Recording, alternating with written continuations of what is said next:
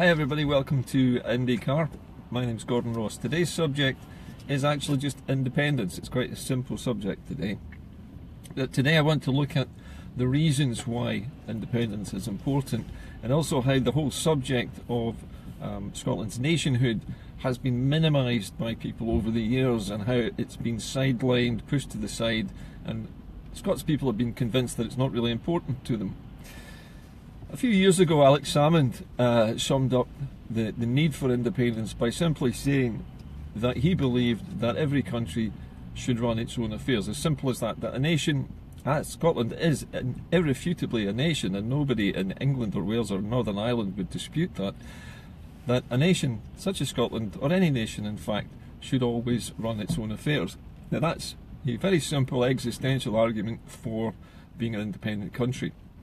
The second argument for independence regards pragmatism, the necessity of independence, the reason why it's important, what good things would come from it. And the necessity or the utility of independence lies in the fact that you can decide for yourselves what you want to do with the money that you raise in taxes, how you want to spend it, how you want to distribute wealth among the citizens of your nation. So again, this is a solid argument for the utility or for the usefulness of independence. But we're forgetting something here, and the big something that we're forgetting is the fact that it's not us that needs to be independent. It's not Scotland which needs to be independent from the United Kingdom. In fact, it's the reverse. England needs to learn to live independently of Scotland's resources. The problem is, as I've said before in broadcasts, that Scotland has become a resource exploitation colony of England, a smaller country which is being held in a kind of death grip by its neighbouring larger nation, which is then systematically removing its resources and selling them off and sharing out the wealth among the rest of its constituent parts. In other words, Wales, Northern Ireland, England, North of England, everywhere basically. But the problem is this pooling and sharing, as it's known by Better Together and by pro-UK parties. Pooling and sharing means ripping off Scotland and divvying up the spoils among the rest of the nations. So what I'm saying to you today is that we're not really campaigning for our own independence. That is a given. We should be in charge of our own affairs. Now that's the existential argument done with. We should be in charge of our own affairs, but we are not. And it's not because we are dependent on England for our wealth. Our wealth is already here, it's our own. But at the moment we are choosing to give our wealth to the neighbouring country and then beg for some of it back again when we need it. And so we've been put in the situation where it looks as though we are dependent on our neighbour, but we're not dependent on our neighbour. Our neighbour is leeching off our natural resources and then giving us pocket money out of what is left when they've shared out the dividend around the rest of the United Kingdom. So my argument for independence is a very, very simple one. We need to give England its independence and teach England and Wales to live without Scottish money, without our subsidies, because we are and have been for decades, ever since World War I and before that, we have been contributing more per head of population than any other part of the United Kingdom into the coffers at Westminster. Records go back to before World War I, and around the 1920s the government was forced to stop publishing them because they were so embarrassing to the British government. At one point Scotland was giving nearly half of its revenues to the British state. Half. It was generating twice as much as it was getting back. And this was so embarrassing the British government had to stop publishing those figures because it made them look bad. It made it look like Scotland was propping up the whole rest of the UK. And in fact it actually was propping up the rest of the UK, because our exports were what fueled the economy back then. And our exports are what is fueling the British economy now. To a slightly lesser extent, admittedly. We're not perhaps producing, 47% of our, no, 47% at one point was of our revenues was being given to Westminster back in the 1920s, but now it's not as much as that. However, the point is that it's not Scotland which needs to become independent, but England. England needs to learn to live within its means without leeching off its smaller neighbour. Scotland, for its part, can easily become independent and live quite successfully and wealthily, and we know that because of the huge value of the resources that we have all around us. That is not in dispute. Even the British government and the leader of the British government back in 2014 was quite happy to say that Scotland could easily be an independent, successful nation. They admitted as much. Talk of North Sea oil running out was a lie. Talk of North Sea oil slowing down to a trickle was a lie. North Sea oil is on the increase again, but North Sea oil cannot be relied upon to stay steady. The inflow and outflow of oil from the North Sea is not a constant, and it depends on the production of oil in America and in the Gulf states. When oil is very expensive and worth a lot, it's worth pumping it out of the North Sea. When it goes down in value, they don't pump so much. It's simple economics. It's nothing to do with the oil running out. It's to do with the economics of the oil market. But that's not what Scotland's wealth is based on.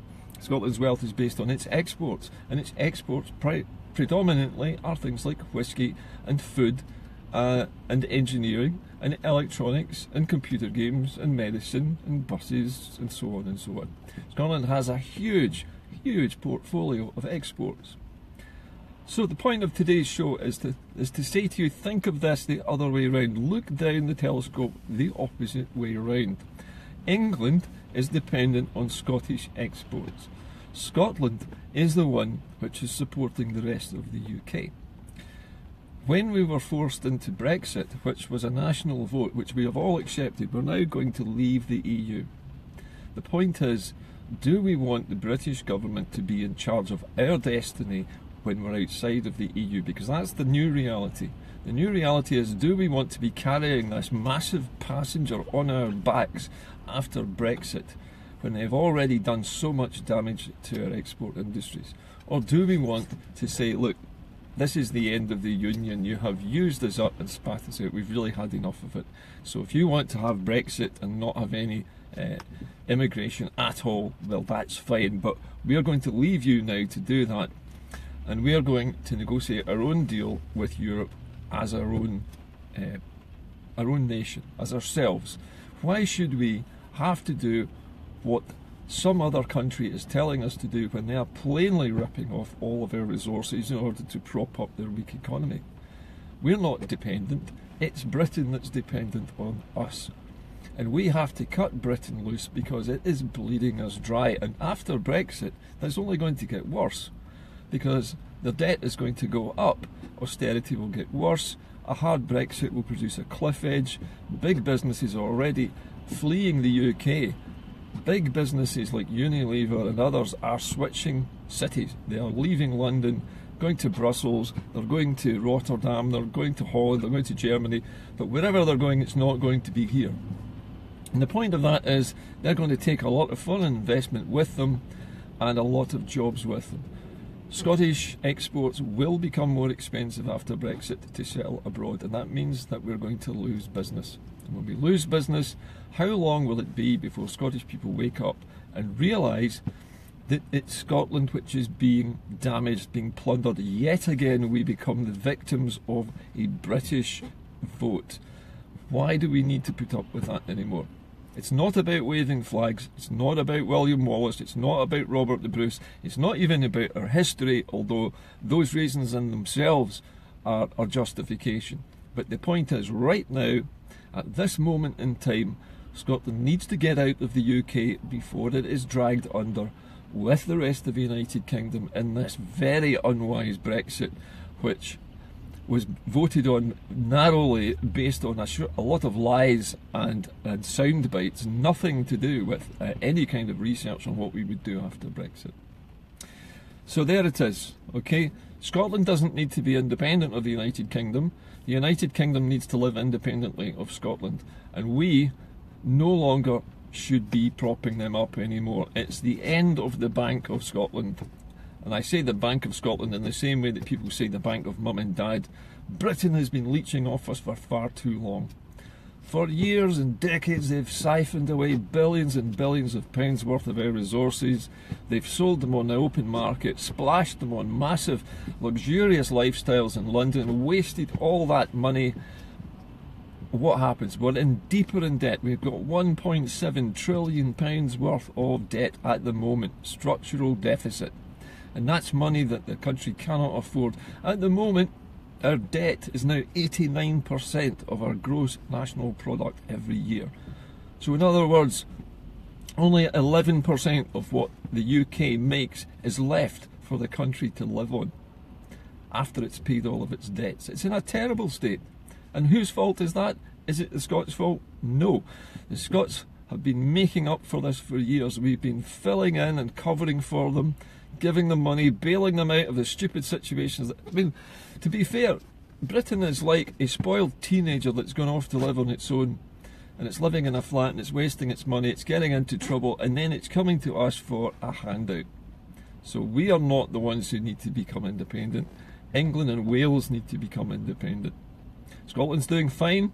Scotland will do fine after it leaves the UK. After we dissolve the Union, we're going to be pretty well secure, and we'll be able to negotiate whatever deal we like with Europe. It might be a free trade agreement, might not be.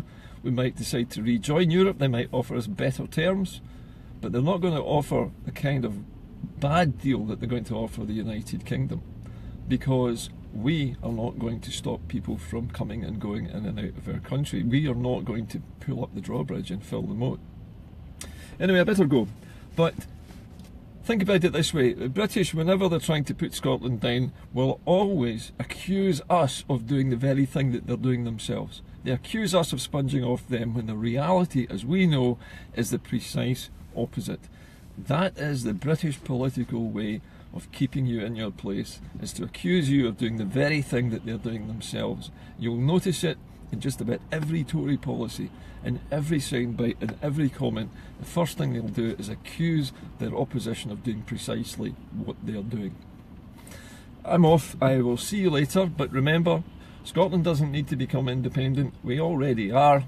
We just need to free ourselves of this massive passenger that we're carrying around, who we keep bailing out. Bye for now.